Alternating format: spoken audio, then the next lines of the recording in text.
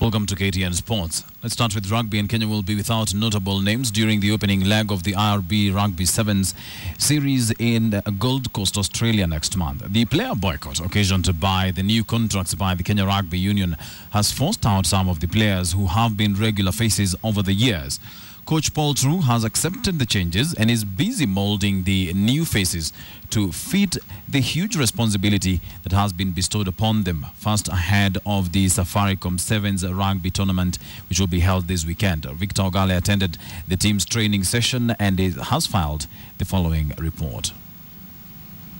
When Paul Treu was named the coach of the National Rugby Sevens team, he made it clear that his mission and vision is Kenya's participation in the Olympic Games in Rio in 2016. That vision remains unrevised, but it is appearing to be a mirage.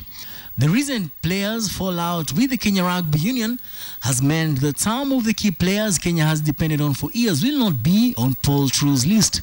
The South African tactician has been forced to draft in those with little or no international exposure. We had to make a choice, that the players that were prepared to play this weekend in Safaricom and also who made themselves available, for the first tournament in Gold Coast, these are the players that we're going to work with. So it's not the ideal start.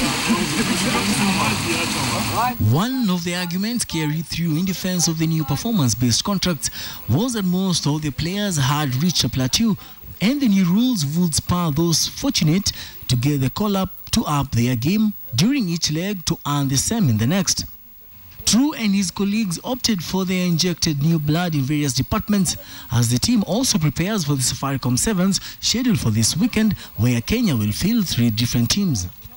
Playing with a senior team, players who have been seen on TV, it is quite a joy to me. I'm very excited. The Safaricom Sevens will aid Treu in picking the final squad for the IRB season opener, the Gold Coast Sevens, in October. The season of the IRB series will also be used as a qualifier for the 2016 Rio Games. Life is about give and take. In negotiations, it's not about just my way or the highway. This is about, we've given them, some, and they also need to give something from their part.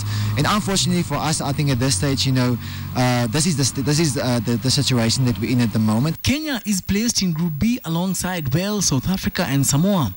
With this in mind, Treu and the rest of the team handlers will have to toil harder to ensure Kenya reaps heavily in Gold Coast. I've been very, accommodating. And allowing players and people to grow and to make mistakes, but you can only do that for so long. You can only have one season where you're going to find your feet, and you're only going to have one season where you're allowed to make mistakes. The Safaricom Sevens team naming will be done Wednesday morning at the Kasarani Stadium ahead of the tournament, scheduled to begin on the 26th of September all through the weekend. Several teams have already begun arriving in the country, including Chicago Sirens, Icons, Argentina, and Welsh Warriors.